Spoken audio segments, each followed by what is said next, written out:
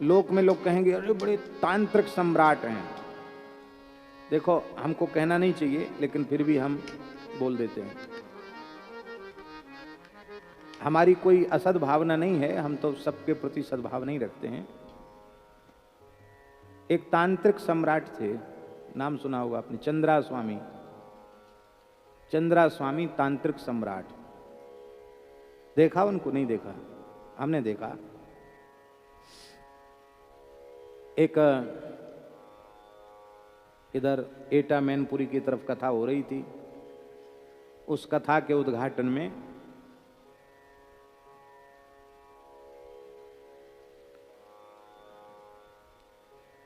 सपा के मुखिया मुलायम सिंह जी भी आए थे और वो तांत्रिक सम्राट वो भी आए थे,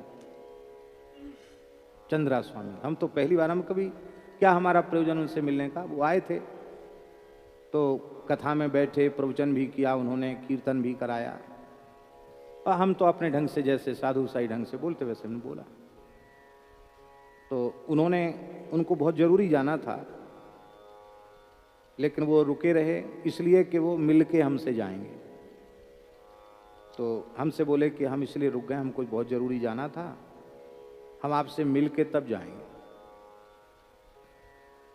तो हमने उनको बड़ी विनम्रता से कहा कि मिल तो लिए ही हैं। बोले नहीं, ऐसे नहीं, एकांत में मिलना है।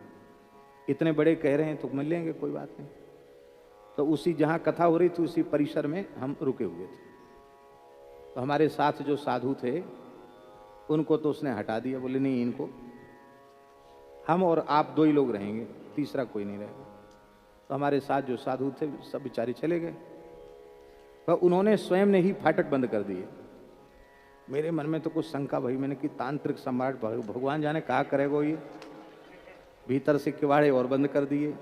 बड़ा विशाल शरीर था महाराज। हम समझते हैं 1-1.5 किलो सोना पहने होंगे। उसमें भैरव, देवी, काली, कई की मूर्तियां लटक रही थी उनके छाती से। तो उन्होंने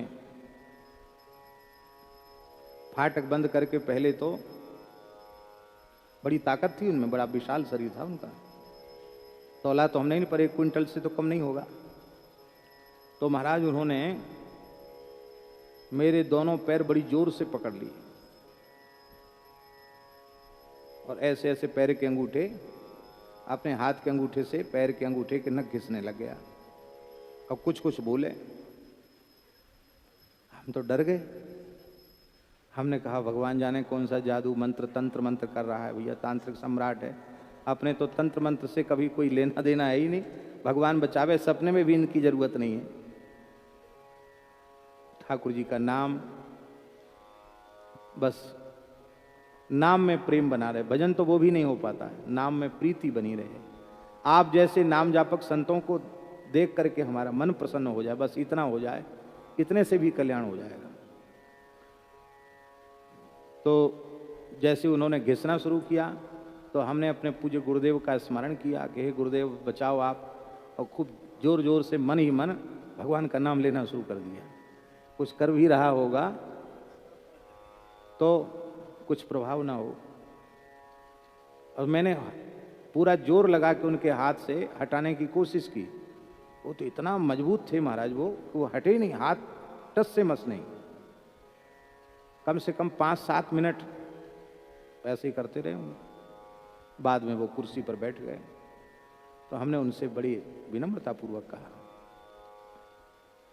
कि आपको ये उचित नहीं है, हम तो बच्चे हैं, आपकी आयु कितनी है, आप इतने बड़े विश्व प्रसिद्ध व्यक्तित्व हैं आप। तो उन्होंने कहा कि महाराज कौन क्या है, किसके पास क्या है, हमें सब पता चल जाता है। हम ऐसे ही नहीं आए आपकी कथा के उसमें, हम तो लोगों ने बुलाया वो तो ठीक है, लेकिन हम बहुत समय से आपसे मिलना चाहते थे। हमने कहा आपने हमको कहाँ देखा? बोले देखा वेखा नहीं, ऐसी फोटो में देख लिया और कुछ कैसेट में कभी सुन लिया, बस प्रत्यक्ष तो आज ही देखा है।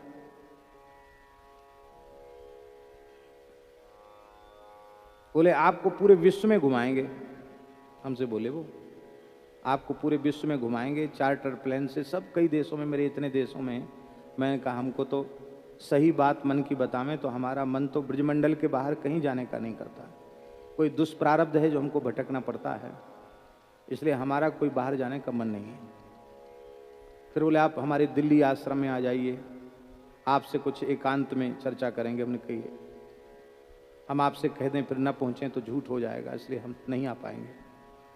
तो फिर बोले कि आपके मलुक पीठ में हम आ जाएंगे 1 सप्ताह के लिए, और किसी को खबर नहीं पड़नी चाहिए, 1 सप्ताह आपके ही पास रहेंगे 24 घंटे।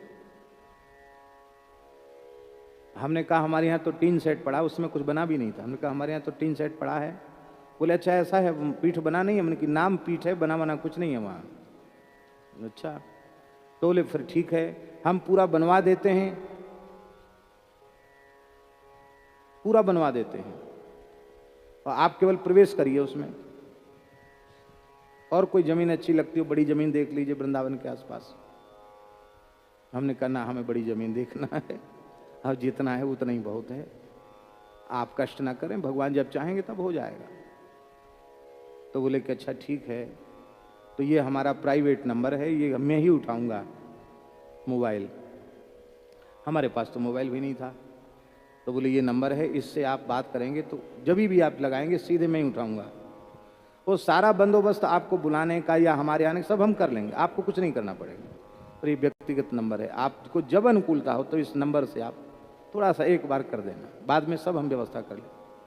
उनके जाते ही हमने नंबर को फाड़ फूड़ के विसर्जित कर दिया, हमें कोई जरूरत ही नहीं। किस प्रसंग में ये बात आ गई, हमें तो याद ही नहीं आया है। हाँ तो हाँ, ये बात मूल बात तो भूल ही गए, इतना सब कह दिए। फिर जाने लगे तो दोनों हाथ ऐसे पकड़ के सिर पे ऐसे बहुत देर तक रख के कुछ बोलते रहे। मैंने कहा आप ये क्या कर रहे हो? तो उन्होंने ये कहा, जाते जाते एक बात कही कि हम जो कुछ करते हैं वो सब लोक तक सीमित है, पर आप जिस मार्ग पर लगे हैं वो जीव के कल्याण का सही रास्ता है। मुझे मैंने कहा चलो सत्संग मिल गया मुझे। एक इतने बड़े तांत्रिक सम्राट, जो विश्व प्रसिद्ध लोग उनको तांत्रिक सम्राट कहते थे, उन्होंने ये बात कही कि हम जिस रास्ते पर चल रहे हैं वो रास्ता केवल संसार तक सीमित है, इसके आगे इसका अच्छा नहीं है इसका परिणाम। पर आप जिस मार्ग पर चल रहे हैं इससे लोक और परलोक दोनों में कल्याण है, इसलिए हम आपका सत्संग करना चाहते हैं। कह वो चलिए। आगम विधि जो है महाराज जी, तंत्र विधि, आगम, उस तंत्र विधि के अनुसार जो जप आदि हैं वो बड़े कठिन है, क्योंकि कई बार तो स्मशान में बैठ के जपना, मुर्दे की छाती पर बैठ के जपना, मनुष्य की खोपड़ी लोग सिद्ध कर लेते, भगवान क्या क्या जाने कैसे कैसे, देख के बात सुन के डर लगे महाराज ऐसा। तो अब आपसे हमसे कोई कह दे कि ये काम करो तो करोगे? सोचोगे भी नहीं, बड़ा कठिन है, बड़ी बड़ी कठोर साधना है महाराज। जप की आगम जप यज्ञ करते देखे जाते हैं, पर उनसे कोई खरा काम सिद्ध नहीं होता है। सरतन काज खरो सो, जो काज सरता है वो खरा काज नहीं है, वो तो खोटा काम है, खोटा काज। खोटा काज सिद्ध होता है, खरा काम सिद्ध नहीं होता है। और सुख सपने हु न जोग सिद्धि साधन, यदि हरिनाम को छोड़ करके कर्म मार्ग का आश्रय लोगे, आगम का आश्रय लोगे तो तंत्र मंत्र में फंस जाओगे, लोक परलोक बिगड़ जाएगा। और यदि तुमने योग का आश्रय लिया, अष्टांग योग का आश्रय लिया, तो बोले उस योग में भी बहुत बड़ा भय है। क्या भय? सुख सपने हु न जोग सिद्धि साधन, योग सिद्धियों के साधन में तो स्वप्न में भी सुख नहीं है। अब इस बात को थोड़ा सा समझ लीजिए। पातंजलि योग सूत्र पढ़ा है आपने? नहीं पढ़ा है? अल्प पढ़ा है। उसमें लिखा है मंत्रौषधि समाधि जाह सिद्धया भवंती। पातंजल योग सूत्र का एक सूत्र है। मंत्र, औषधि और समाधि, 3 प्रकार की सिद्धियां बताई। मंत्र की सिद्धि, औषधि की सिद्धि और समाधि की सिद्धि। इनमें उत्तरोत्तर समाधि की सिद्धि को वो श्रेष्ठ मानते हैं। समाधि की सिद्धि सबसे श्रेष्ठ सिद्धि है। और पुराने महापुरुष सब बड़े बड़े योगी थे। समाधि की सिद्धि बहुत श्रेष्ठ है, बहुत श्रेष्ठ है समाधि की सिद्धि। लेकिन इन योग की सिद्धियों में, योग साधन, आजकल तो योगी कोई है नहीं। क्यों? वो सब आंख नाक मूंद के फोटो खिंचाने वाले हैं। बाकी धारणा ध्यान समाधि तक पहुंचा हुआ, निर्विकल्प समाधि तक पहुंचा हुआ योगी कोई खोजने से मिल जाए तो मिल जाए, वो प्रचारित योगी नहीं है, ऐसा समझिए। तो अणिमा, महिमा, गरिमा, लघिमा, प्राप्ति, प्राकाम्य, ईशित्व और वसित्व, ये 8 प्रकार की सिद्धियां योग से प्राप्त हो जाती हैं। और एक सुनो, बहुत ध्यान से सुनो, बड़ी बारीक बात है।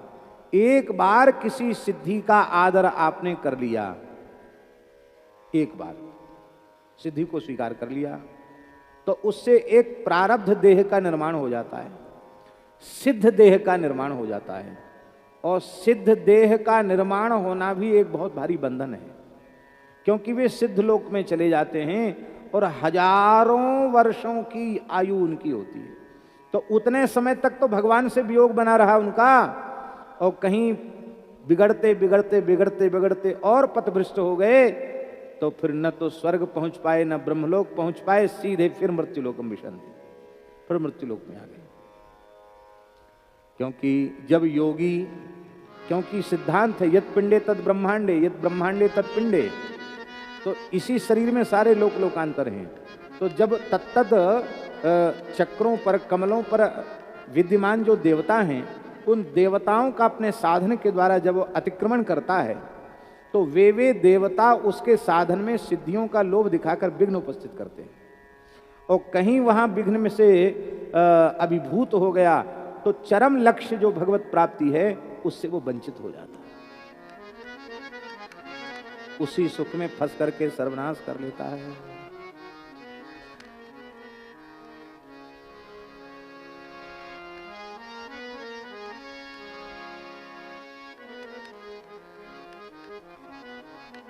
गोस्वामी जी के शब्दों में, इंद्री द्वार झरोखे नाना, ताह ताह सुर बैठे करी थाना। इंद्री द्वार झरोखे नाना, ताह ताह सुर बैठे करी थाना। इंद्रिन सुरन ना ज्ञान सुहाई, सुरन ना ज्ञान सुहाई। विषय भोग पर प्रीति सदाई, विषय भोग पर प्रीति सहाई। आवत देखें विषय बयारी, आवत देखें विषय बयारी। तुरतहि देहि कपाट उघारी, तुरतहि देहि कपाट उघारी। देखो, योगी यदि भगवत भक्त है, नाम से यदि उसको योग प्राप्त हुआ, तब तो कोई बाधा नहीं है। पर नाम विमुख यदि है और केवल हठ योग, राजयोग, नाद योग, समाधि योग, लय योग, मंत्र योग आदि उसको सिद्ध हो गए, भक्त नहीं है, तो सिद्धियां मिल जाएंगी, पर न हृदय में ज्ञान आवेगा, न भक्ति आवेगी, न वैराग्य आएगा। बस लोक के आकर्षण में, मान बढ़ाई प्रतिष्ठा में फंसकर वह अपने जन्म को व्यर्थ नष्ट कर देगा। जिनके स्मरण से, बोले स्मरण से काम नहीं चलेगा, नामोक्त्या, नामोच्चारण से, तप यज्ञ आदि समस्त क्रियाओं के जितने भी न्यूनातिरिक्त दोष हैं, वे उनका परिहार हो जाएगा, वे समाप्त हो जाएंगे। ऐसे भगवान को हम प्रणाम करते हैं। क्योंकि मंत्रतस् तंत्रतस् छिद्रम देश कालारह वस्तुतः सर्वम करोतु निश्छिद्रम नाम संकीर्तनम तव। मंत्र का दोष, तंत्र माने विधि का दोष, वस्तु का दोष, पदार्थ का दोष, देश का दोष, काल का दोष, समस्त प्रकार के दोषों का सर्वथा नाश भगवान नाम संकीर्तन कर देता है। नाम संकीर्तनम तब, नाम संकीर्तन संपूर्ण दोषों का विनाशक है। तो महिमा किसकी हुई? नाम की हुई कि नहीं हुई? पर हम कर्मकांड की महिमा समझते रह जाते, नाम की महिमा पर ध्यान ही नहीं देते। क्यों नहीं देते? हमको दृष्टि प्राप्त नहीं। और करने के बाद यदि भगवान को अर्पित नहीं किया गया तो वो कर्म बेकार हो गया। हरि ही समर्पे बीनु सत्कर्मा, हरि ही समर्पे बिनु सत्कर्मा। भगवान को अर्पित करने से ही कर्म की महिमा है। सब कुछ करने के बाद कायेन वाचा मनसेन्द्रियैर्वा बुद्ध्यात्मना वानुसृत स्वभावात् करोति यद्यत् सकलं परस्मै नारायणायेति समर्पयेत् तत् नारायणायेति समर्पयेत् तत्।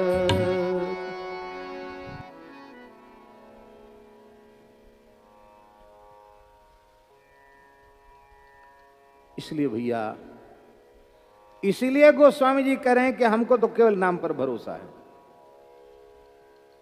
सब साधन करोगे पर नाम की महिमा नहीं समझोगे, नाम को प्रधान नहीं मानोगे तो ये साधन श्रम देंगे, ये साधन तुम्हें विश्राम नहीं देंगे। ज्ञान योग का साधन, ज्ञान योग के साधन में आपने तो उपनिषदों को प्राय देखा है, ब्रह्म को लक्षित करके और पित्यंचा चढ़ा करके प्रणव का उच्चारण करना है। प्रणव क्या है? बोलो। अरे नाम है कि नहीं है? तस्य वाचक प्रणव, उस परब्रह्म का वाचक प्रणव है। तो ज्ञान मार्ग के साधक भी प्रणव का आश्रय ले रहे हैं, नाम का आश्रय ले रहे हैं। और उस अभेद ज्ञान की अवस्था में पहुंचने के बाद भी सच्चाई को स्वीकार करना पड़ता है। स्वयं आदि शंकराचार्य भगवान कह रहे हैं, सत्यपि भेदापगमे, यद्यपि भेद का अपगम हो गया है, भेद मिट गया है, लेकिन तावकीनो हम नमाम कीनस्त्वम, भेद के षटपदी का है, शंकराचार्य जी का जो षटपदी स्तोत्र है उसका ये वचन है। क्योंकि समुद्र की तरंग है, तरंग का समुद्र है, ये व्यवहार नहीं होता है। तरंग भी जल रूप है पर तरंग समुद्र नहीं हो सकता। हम तरंग हैं, समुद्र तो आप ही हैं। कहीं गति नहीं है राम नाम को छोड़ के। योग मार्ग में भी गति नहीं है, वहां भी सगर्भ अगर्भ जो भी प्राणायाम होते हैं, ध्यान धारणा होती है, उसमें ब्रह्म स्वरूप का ही अनुसंधान होता है, नाम रूप लीला का ही आश्रय होता है, कहीं गति नहीं। इसलिए तप तीरथ उपवास दान मक जो जेहि जो रुचे करो सो। जिसकी रुचि हो तपस्या करने में, करो तपस्या, करो तीर्थ यात्रा, करो उपवास, करो दान, यज्ञ करो, आपकी जहां रुचि है वो करिए। पर पाए ही पे,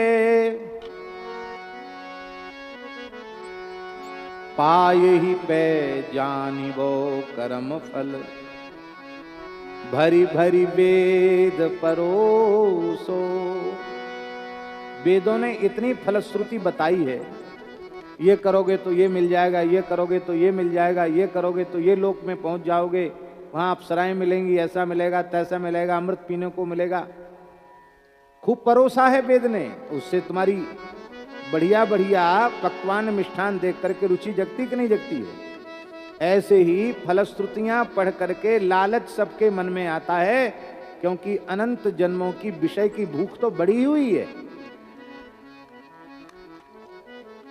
लेकिन उसका फल पाने पर ही जान पड़ेगा।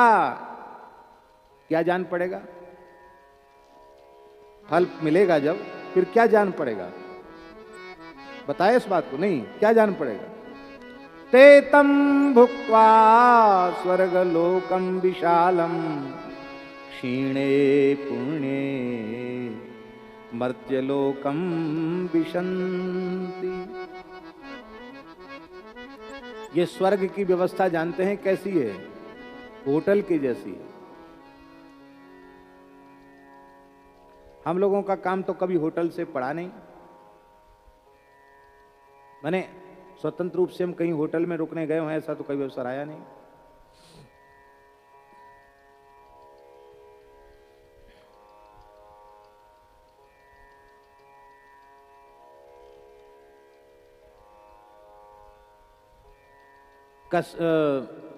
जम्मू कश्मीर गए थे तो वहाँ डल झील है।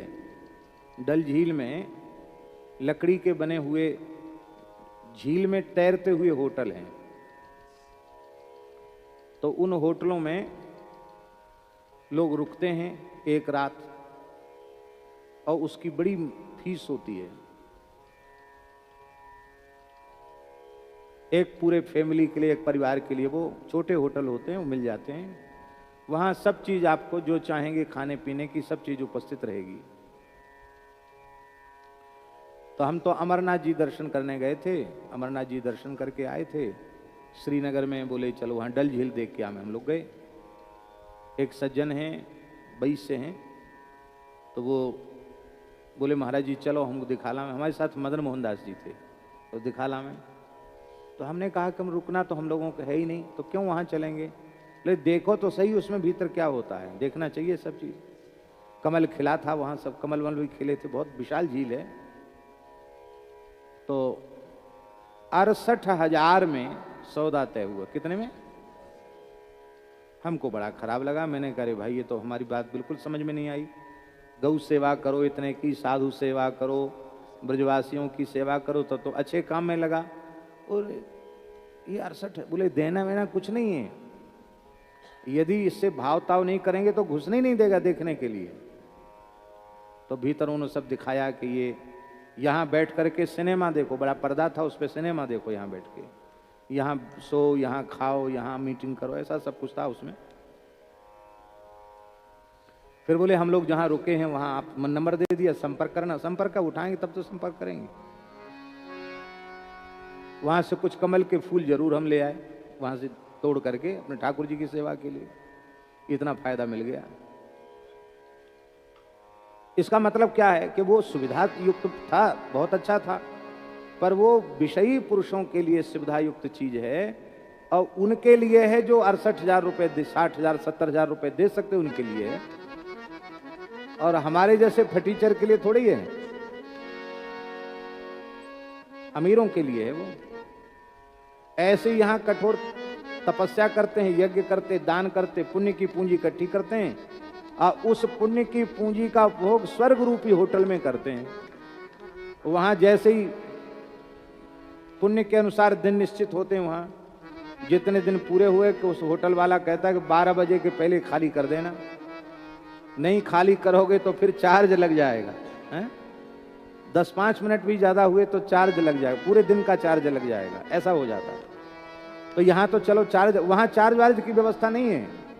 वहां चार्ज तो खत्म ही हो गया, डिस्चार्ज हो गई बैटरी, चार्ज वहां खत्म हो गया, वहां तो धक्का दे दिया जाता है। पुण्य पूरे हुए जाओ, क्षीणे पुण्य मर्त्यलोकम विशन्ति, स्वर्गहु स्वल्प अंत दुखदाई। ये इन कर्मों का पाए ही पे जानिबो कर्म फल। आपको जब मिलेगा तब पता पड़ेगा कि भरी भरी वेद परोसो, जो परोसा था हमको भूख जगाई थी वो ये है, कुछ नहीं लगा हाथ।